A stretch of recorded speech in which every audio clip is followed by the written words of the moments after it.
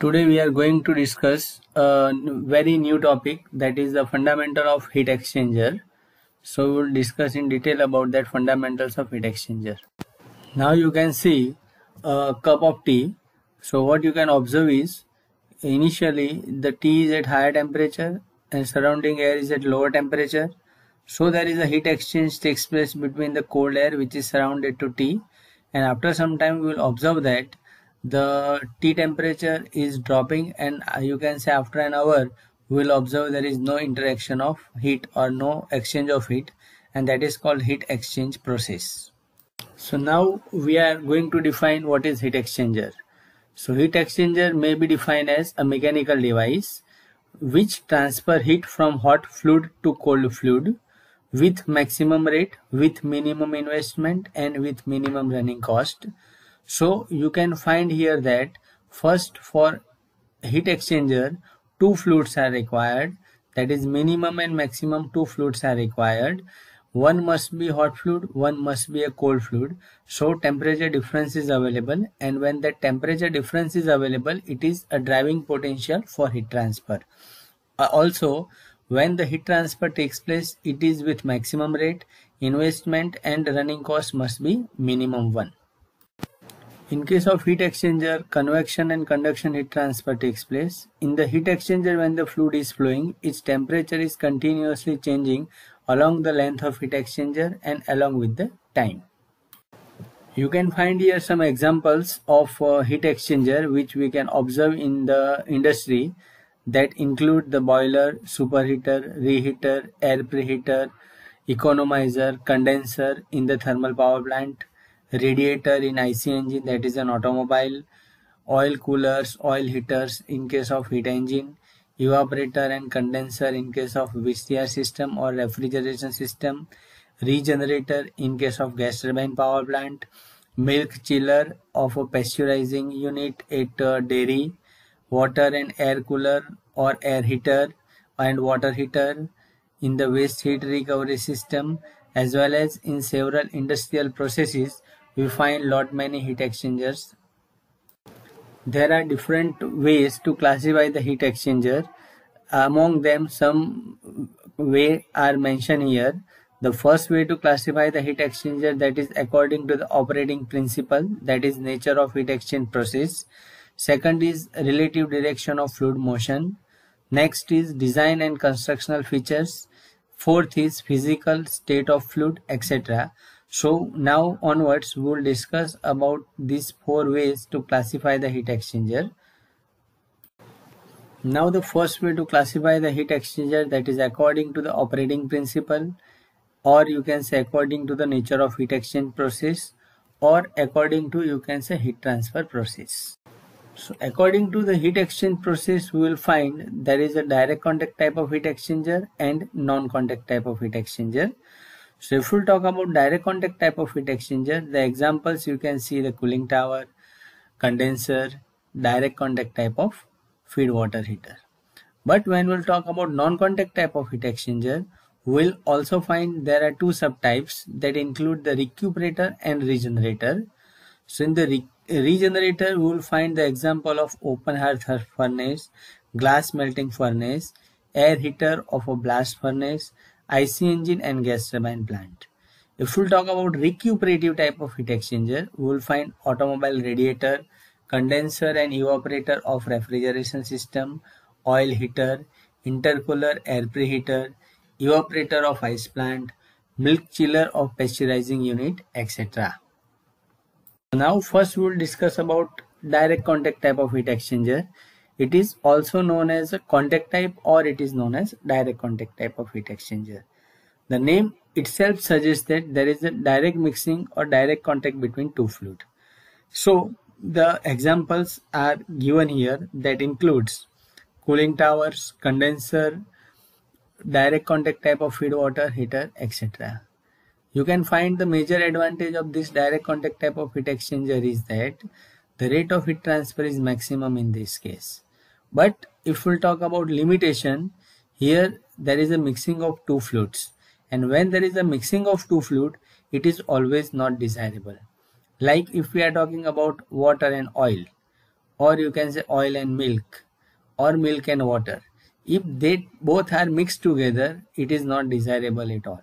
So we can always not use direct contact type of heat exchanger, but we are using direct contact type of heat exchanger when mixing of two fluid is desirable. And definitely you remember that thing, in case of direct contact type of heat exchanger, the rate of heat transfer is maximum.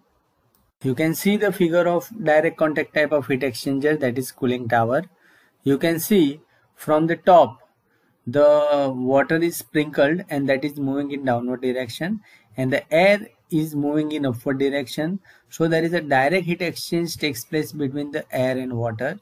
So what happens is the water temperature is dropping, air temperature will increase. So the air which is coming out from the cooling tower, it is a hot and humid air, but at the same time what is our requirement? That is, we want cold water.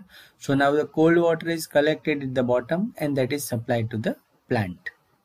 Okay, now we are talking about the next type, that is the non-contact type of heat exchanger. So the non-contact type of heat exchanger, it is also known as the indirect type of heat exchanger, where there is no direct heat exchange takes place between two fluid.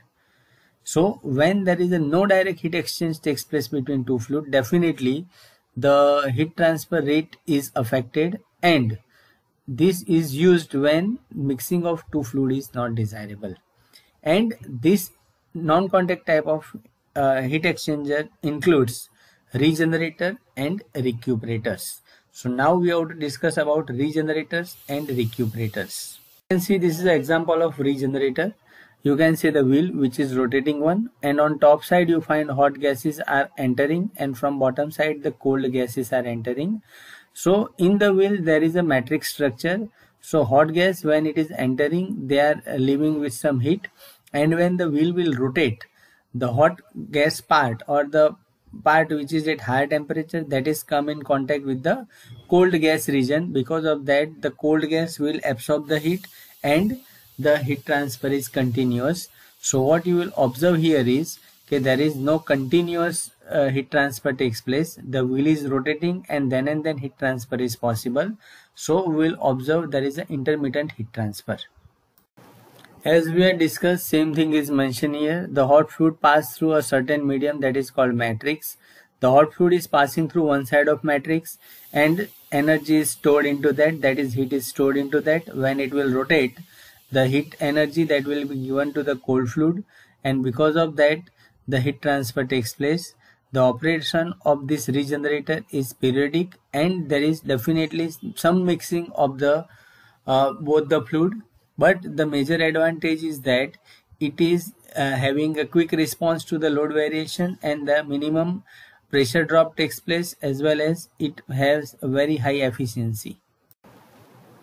Now you can see the recuperative type of heat exchanger, where you will observe two fluids, fluid A and fluid B, in the figure 3, and between two fluid you find some dividing wall is available. Because of this dividing wall, the mixing between two fluid is not possible. It is widely used in stationary plant, having more area of heat transfer. They are cheaper in cost and easy to construct, but they are the major disadvantage you can see is the rate of heat transfer is less and have a cooling problem. The another way to classify the heat exchanger is according to the direction of fluid flow, that include parallel flow, counter flow and cross flow. So the example of parallel flow heat exchanger you can see are oil coolers, oil heater, water heaters. If we talk about example of counter flow heat exchanger, that is used in almost all engineering applications. If we talk about a cross flow, automobile radiator and the cooling unit of refrigeration system. Now we are going to discuss about parallel flow, unidirectional flow or co-current flow heat exchanger, where the name suggests that both the fluids are flowing in the same direction. So in the figure number 4 you can see both the fluids, that is hot fluid and cold fluid, are flowing in the same direction.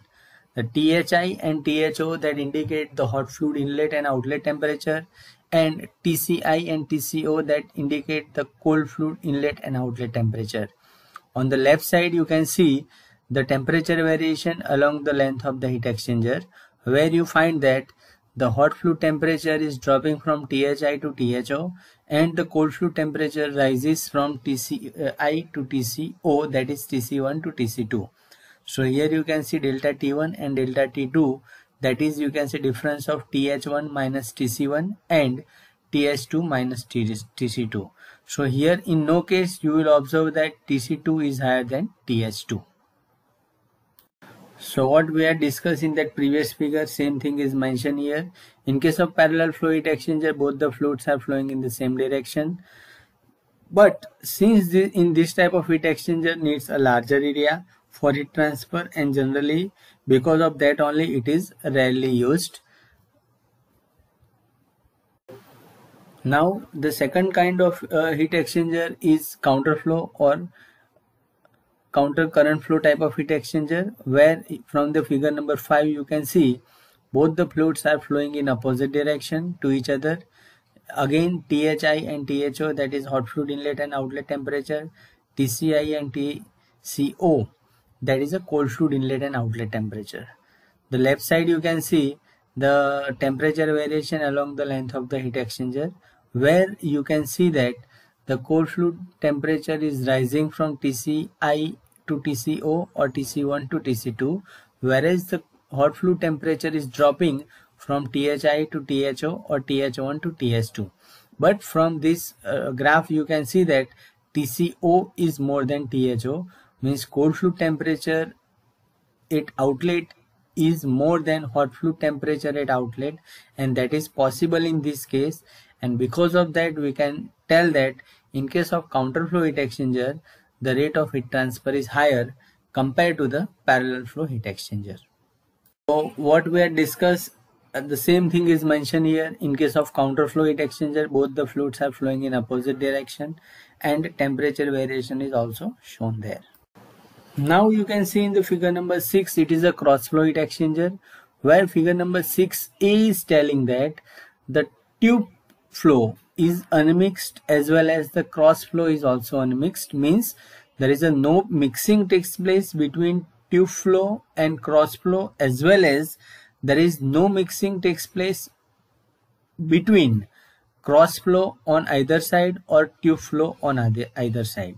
But in the figure number 6b you can see that the tube flow is unmixed but the cross flow is mixed, because there is no buffel or fin type of structure is available. So the cross flow which is flowing can be mixed, and that is observed in some cases. Now we will discuss what are some cases. You can see in case of figure number 6a there is no mixing of fluid stream, and the example is automobile radiator. But what we had discussed according to the figure number 6b, we will observe that there is a mixing of fluid stream at one side, that is over tube. And example, we can say that the condenser of refrigerator system or the fridge which is available at our home, there is a mixing takes place between the stream of air which is coming from one side and it is passing on other side.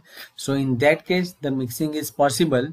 So figure number 6b is representing the mixing of one side of fluid among itself. The next way to classify the heat exchanger is mechanical design of heat exchange surface. So according to that you will observe concentric tubes, saline tube, multiple saline tube, compact heat exchanger, and finned tube type of heat exchanger. So now we have to discuss in detail about all these different type of heat exchanger.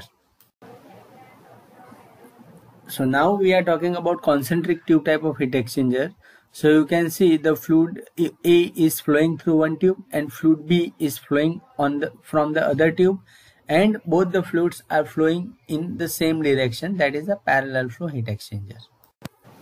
So figure number 7 represents the concentric tube type of heat exchanger. It is also known as tubular, tube-in-tube type or double pipe heat exchanger.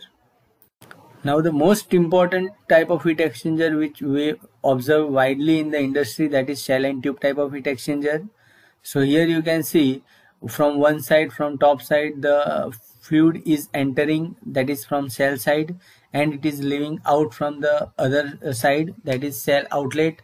And from bottom you will observe that there is a tube inlet, and from top there is a tube outlet. You can also see that buffels are placed. Because of that buffels, the shell side fluid change its direction, and because of that more time is available to exchange the heat between the tube fluid and the shell fluid. So you can see that the shell and tube type of heat exchangers are also known as surface condenser. In the shell and tube type of heat exchanger, one fluid will flow through the shell and other will flow through the tube. There is no direct contact between two fluids. The examples are, you can see, boiler, superheater, reheater, air preheater, surface condenser of thermal power plant.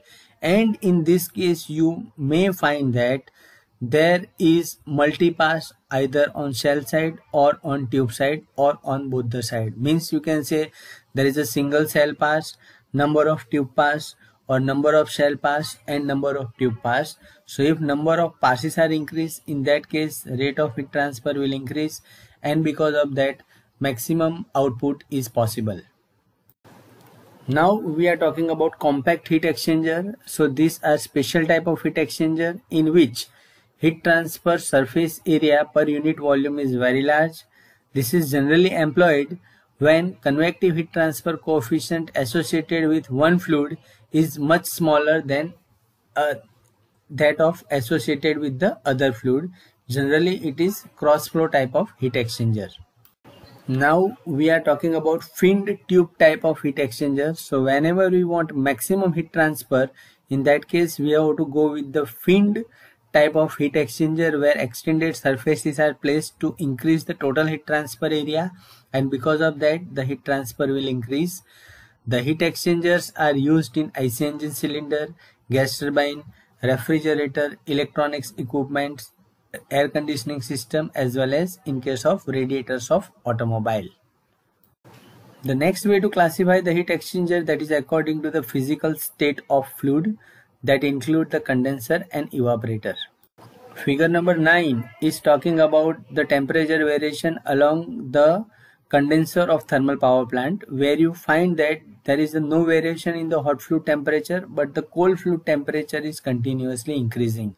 It means that the hot fluid is rejecting the latent heat, and that latent heat is absorbed by the cold fluid and its temperature is increased.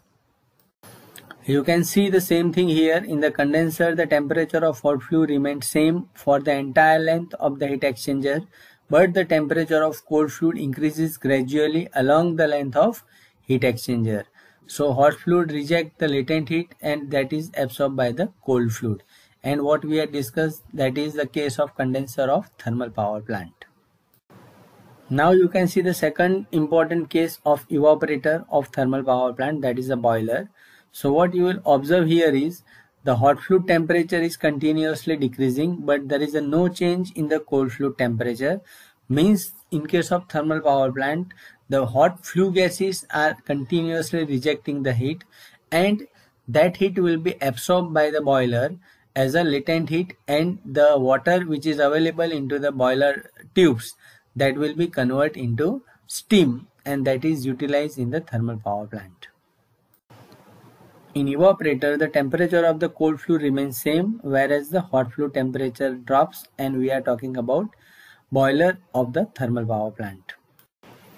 Now whenever we are talking about heat exchanger analysis, we have to consider that the heat exchangers are operated for a very long time duration without change in their operating condition, so that can be treated as steady flow devices. In this case, the mass flow rate of the flowing fluid remains unchanged.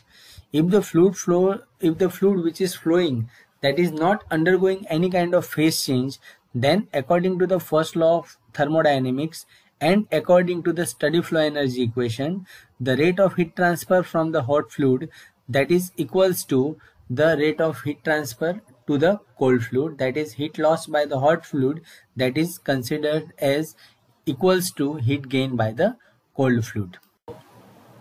So here you find the equation Q equals to mH Cph Thi minus Tho, where m dot h, that is the mass flow rate of hot fluid, Cph, that is specific heat of hot fluid, Thi minus Tho, that is the temperature difference between hot fluid inlet and outlet.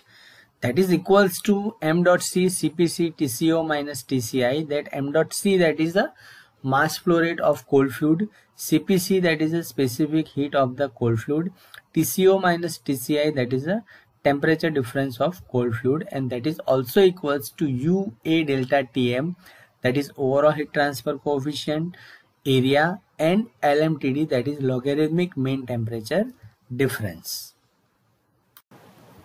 If we discuss in detail, from the figure number 11 you can see there is one shell and one tube. So through the tube hot fluid is flowing and surrounded to that the cold fluid is there. So you can find that continuously the temperature of hot fluid that is dropping, and you can see hot fluid temperature is Ti, cold fluid temperature is To, and what you will observe is total resistance offered at 3. 2 resistance are offered due to the convection, that is the availability of hot fluid and cold fluid, and third resistance is offered due to the material of the wall which is separating the hot fluid and cold fluid. You can see from the figure number 11, you will observe the resistance offered to the flow of fluids are: first resistance, that is resistance offered due to the convection, that is between the hot fluid and inner layer of cylinder. Second is the resistance offered due to the conduction, that is by cylinder wall material, because the cylinder wall is somewhat thicker. And third is the resistance offered due to the convection, that is by external layer of cylinder and colder fluid. If we see the analysis, then Q equals to delta T divided by RTH. Delta T is the temperature difference. RTH, that is the thermal resistance offered. So what is the value of thermal resistance offered here? First is 1 upon HIAI. So HI, that stands for convective heat transfer coefficient at inner side, and AI, that is the area at inner side. 1 upon 2 pi KL ln RO by RI, that is the resistance offered by cylindrical coordinate system, where K is the thermal conductivity of pipe material, L is the length of that pipe, RO and RI, that is inner and outer radius. Plus you will observe 1 upon HO into AO, where HO, that is the convective heat transfer coefficient of outer fluid, and AO, that is the surface area at outer side.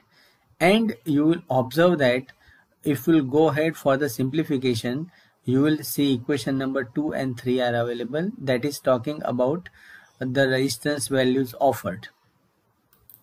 So equation number 2 and 3 are talking about overall heat transfer coefficient at outer side and overall heat transfer coefficient at inner side.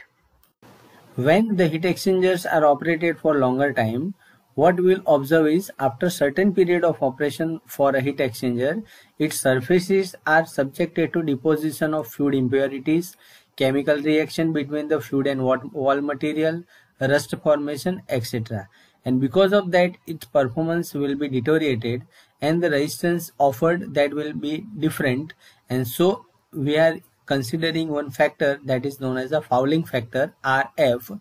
So RF, that is equals to 1 upon U dirty, that is overall heat transfer coefficient of dirty, means the heat exchanger which is used for a longer time, minus 1 upon U clean, that is the heat exchanger which is newly installed into the system. So here you can see the equation number 19 and 20.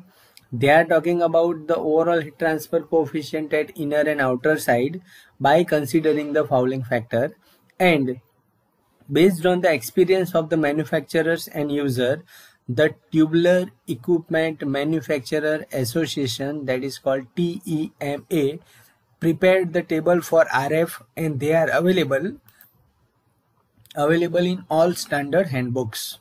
So the fundamentals related to heat exchangers were taken from this book, Heat Transfer, by Books India Publishing House, Ahmedabad. And if you want to go for more detail, for more depth, please refer this book.